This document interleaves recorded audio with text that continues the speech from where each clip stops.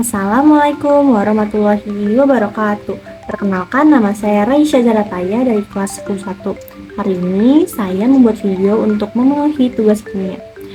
Saya akan menjelaskan 3 cara tentang yang pertama yaitu menentukan konfigurasi elektron Niels Bohr, dan yang keduanya itu menentukan konfigurasi elektron mekanika kuantum beserta periode dan golongannya. Yang pertama golongan A dan yang kedua adalah golongan B.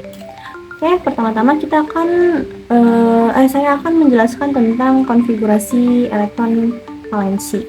Jadi konfigurasi elektron valensi ini mempunyai 7 kulit, yaitu K, L, M, N, O, P, Q. Nah, sini ada rumusnya. Konfigurasi elektron valensi Niels Bohr itu rumusnya adalah 2n².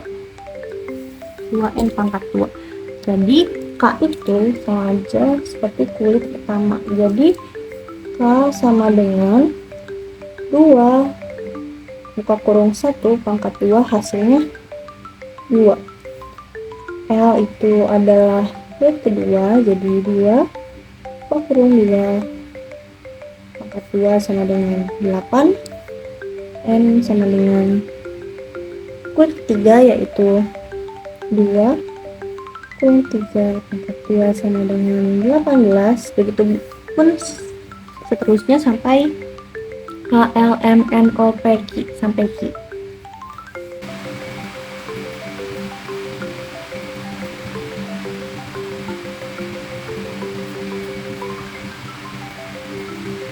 Nah, jadi sudah. Nah, kemudian gimana sih cara menentukan satu unsur dengan menggunakan konfigurasi elektron valensi ini? Jadi caranya itu saya memakai contoh, yaitu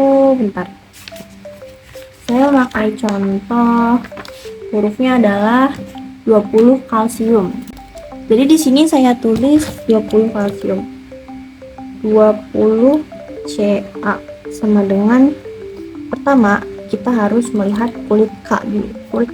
Kulit pertama itu adalah K, jadi kita tulis 2, terus kulit kedua itu L sama dengan 8. Nah, di sini kan baru 10. Nah, gimana caranya biar melengkapi 20 kalsium ini? Jadi caranya nggak langsung 10 gitu, ini cara salah ya. Jadi caranya itu 20 Ca sama dengan 28. Nah, karena hasil kemudiannya itu lebih dari 8 dan kurang dari 18, jadi ditulisnya tetap 8 dan selanjutnya adalah 2. Jadi elektron valensinya itu yang paling terakhir ini nih. Jadi elektron valensi elektron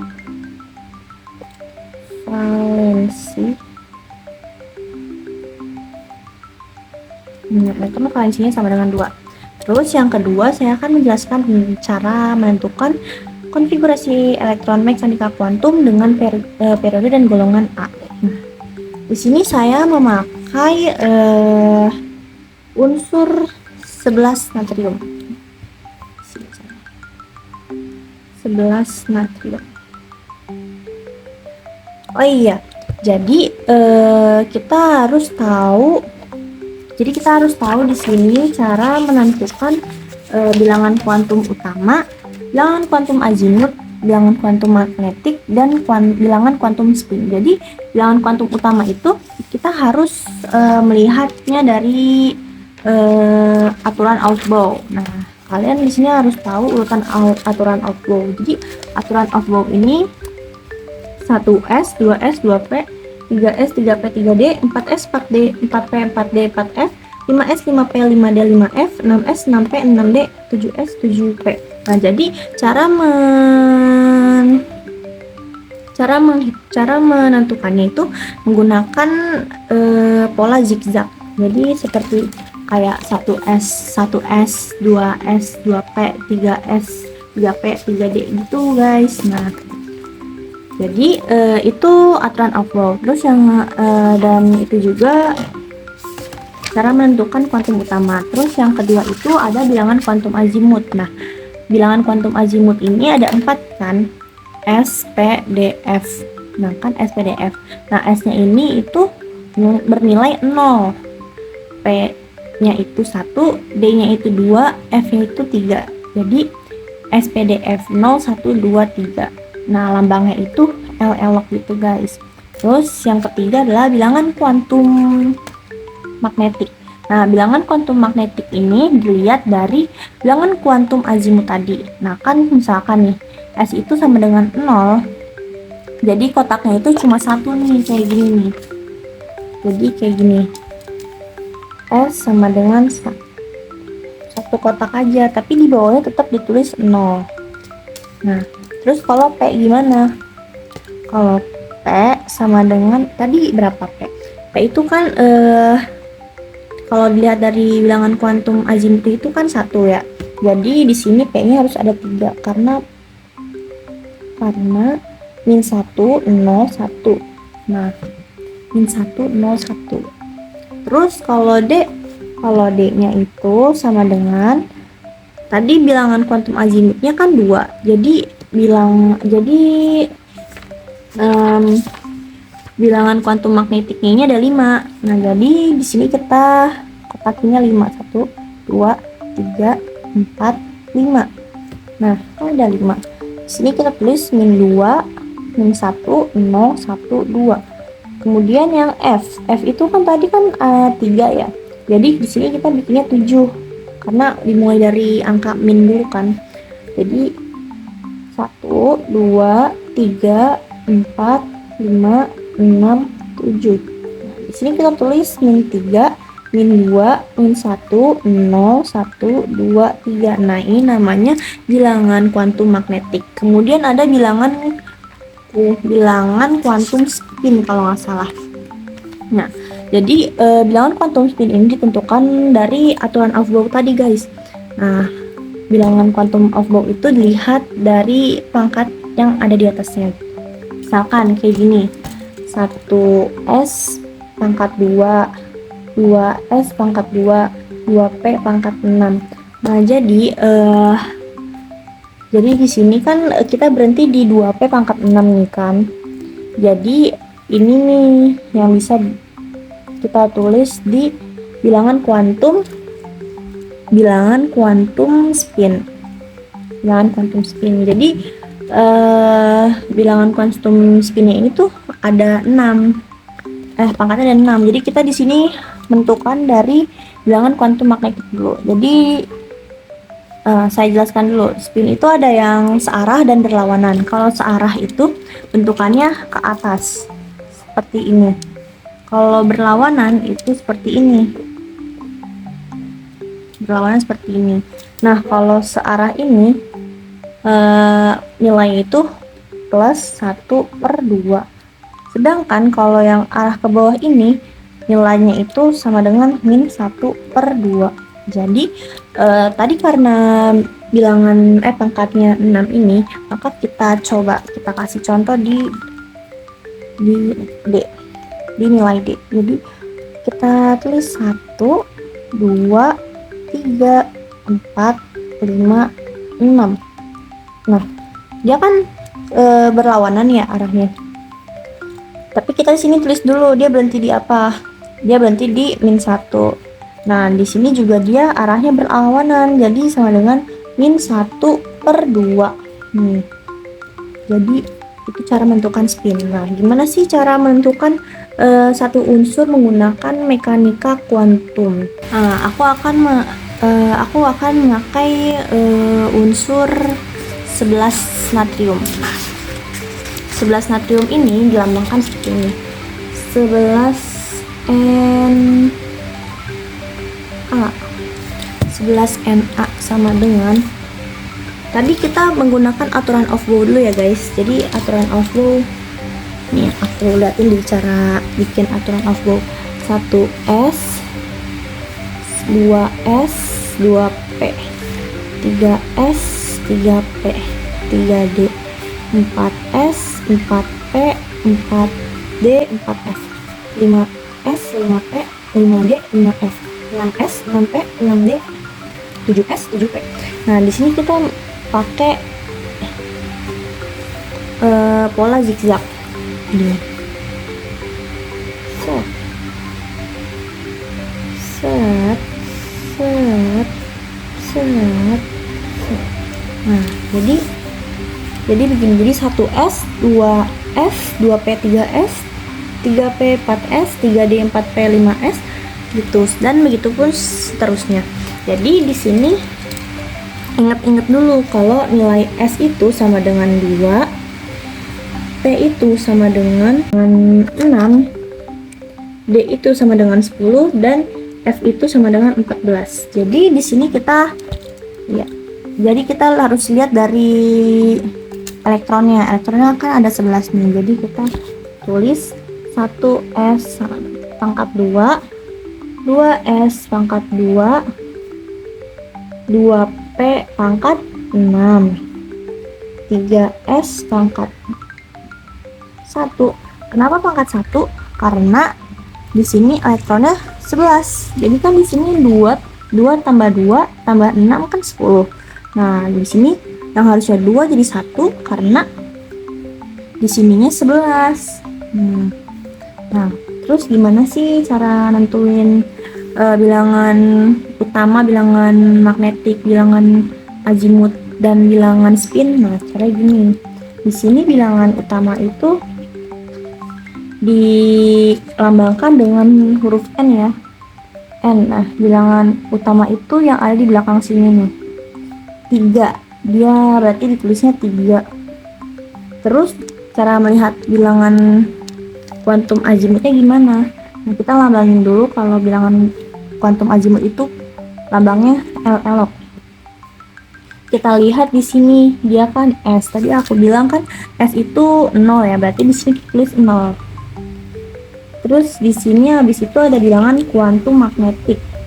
Nah, tadi aku bilang bilangan kuantum magnetik S itu sama dengan 1 kotak. Jadi di sini tulis 1 aja. Kita lihat dulu pangkatnya. Pangkatnya ada berapa? Pangkatnya itu cuma 1 kan. Jadi di sini kita tulis dulu dia 0. Terus habis itu 1, berarti tetap 0. Ini 1 ke atas ya. Terus ini itu sama dengan plus 1 berdua karena dia searah. Terus gimana cara nentuin periode dan golongan? Pertama-tama kita tentuin dulu periodenya. Periode. Nah, periode ini dilihat dari bilangan utama yang terbesar. Bukan bilangan utama. Dilihat dari angka yang terbesar. Nah, angka terbesar di sini kan 3. Jadi di sini tulis 3. Ini periode 3. Terus golongannya, golongan itu ada 2 kan. Golongan itu ada 2. Ada golongan A dan golongan B. Gimana sih cara nentuin golongan? Nah, golongan itu dilihat dari bilangan kuantum azimutnya seperti S, P, D, F. Nah, kalau S sama P sama dengan golongan A, sedangkan D itu sama dengan B.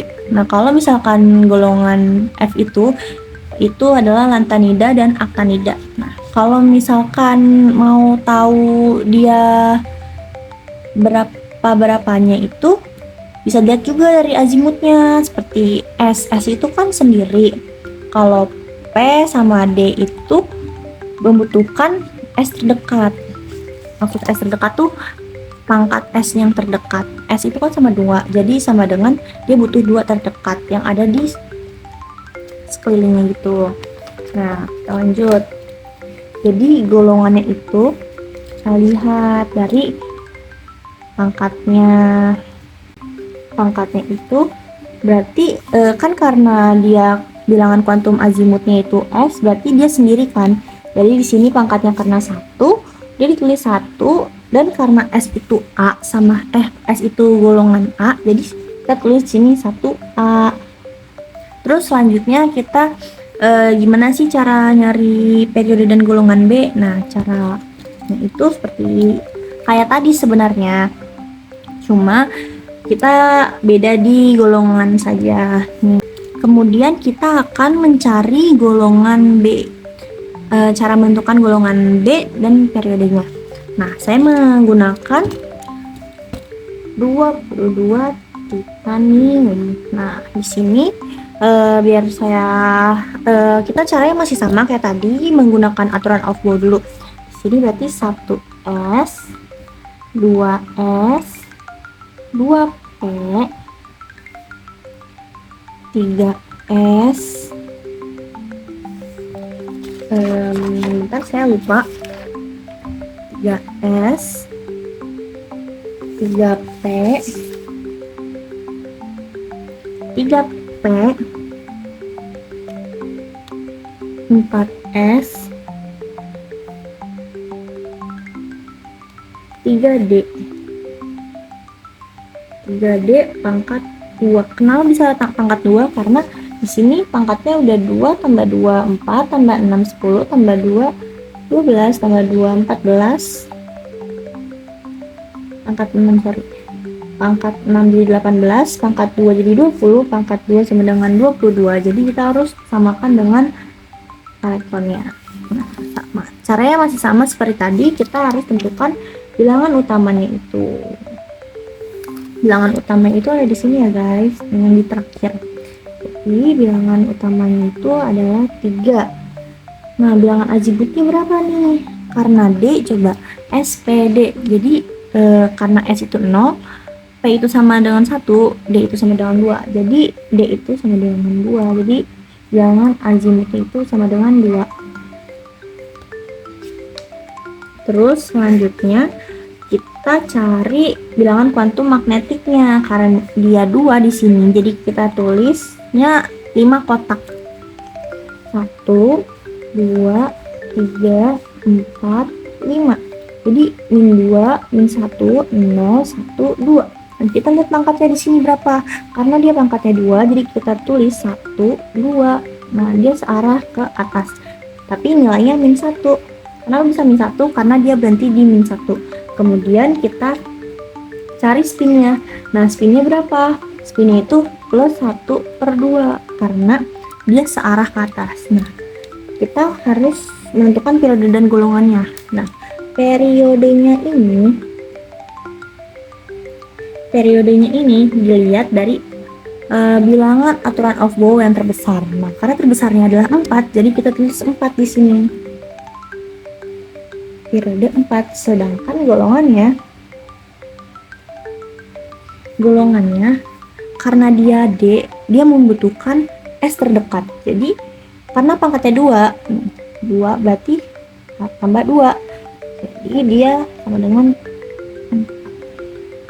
Nah, gimana sih menentukan A sama B-nya? Nah, dilihat dari bilangan kuantum azimutnya. Tadi aku bilang SP itu sama dengan golongan A, sedangkan D golongan B. Jadi, nah itu dia cara menentukan konfigurasi elektron valensi dan konfigurasi elektromekanika kuantum. Semoga dengan cara ini bisa dipahami. Mohon maaf bila ada kesalahan kata. Saya pamit undur diri. Wassalamualaikum warahmatullahi wabarakatuh.